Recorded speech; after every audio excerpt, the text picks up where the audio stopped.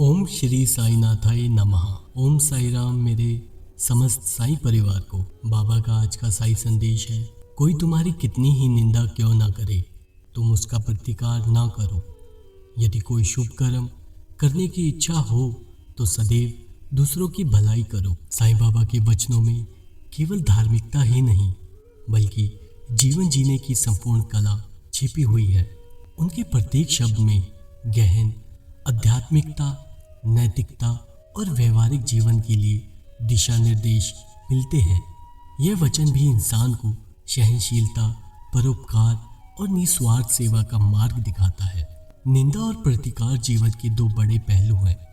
हर इंसान समाज में रहकर दूसरों के व्यवहार, विचार और आलोचनाओं से प्रभावित होता है। अक्सर जब कोई हमारी निंदा करता है तो हम तुरंत प्रतिक्रिया देना चाहते हैं, मगर साईं बाबा सिखाते हैं कि निंदा का उत्तर निंदा से नहीं बल्कि धैर्य और करुणा से देना चाहिए।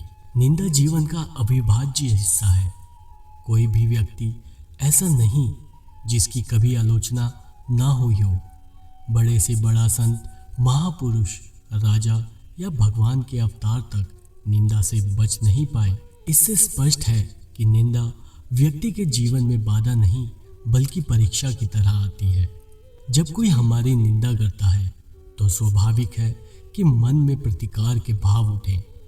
हम सोचते हैं कि कैसे सामने वाले को जवाब दें, मगर ऐसा करने से स्थिति बिगड़ती ही है। साईं बाबा का संदेश है कि यदि कोई तुम्हें अपमानित करे या बुरा कहे तो चुप रहो, उसका प्रतिकार मत करो। निंदा सहने से व्यक्ति के धैर्य की परीक्षा होती है। जो इंसान शांत रहता है वही वास्तविक मजबूत है।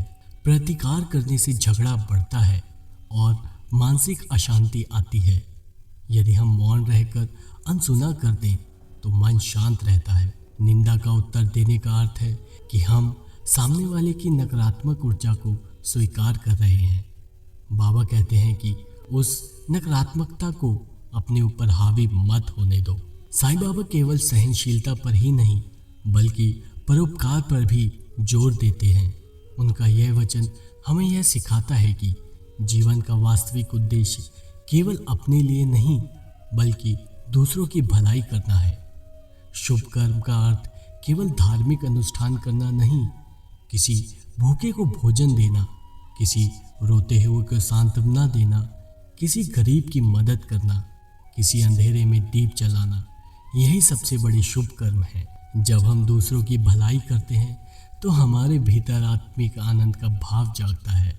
यह आनंद किसी भौतिक सुख से कहीं अधिक बड़ा होता है।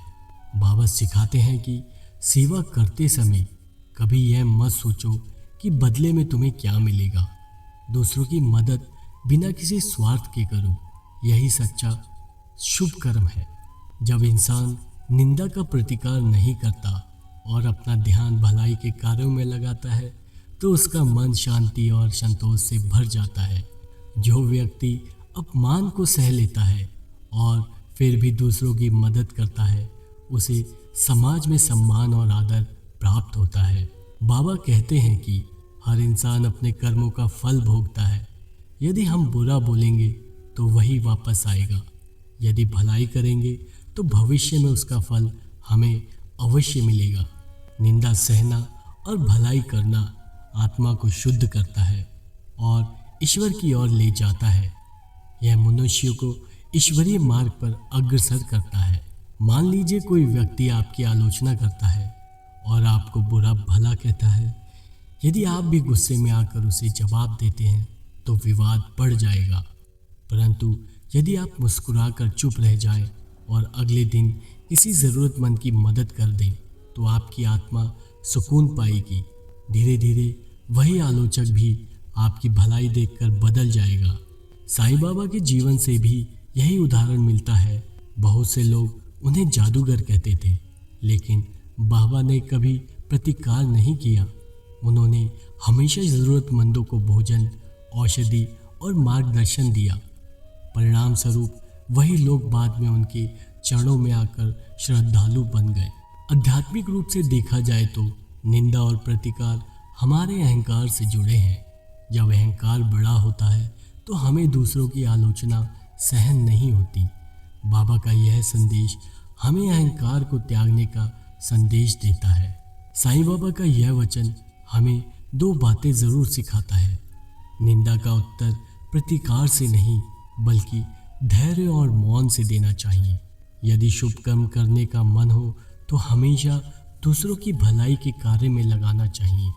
यही जीवन का सच्चा धर्म है। निंदा सहकर भी जो व्यक्ति भलाई करता है वही ईश्वर के सबसे निकट होता है। इस प्रकार यह वचन केवल एक उपदेश नहीं बल्कि जीवन जीने की दिशा है।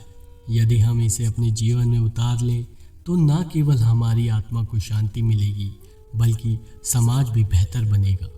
अगर आपको यह वीडियो पसंद आया हो तो इसे लाइक करें, अपने दोस्तों के साथ शेयर ज़रूर करें और हमारे चैनल को सब्सक्राइब करना ना भूलें।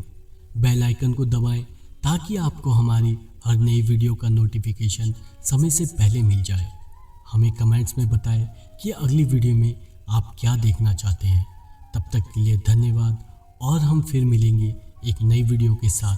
तब तक के लिए ओम साई राम, जय साई राम।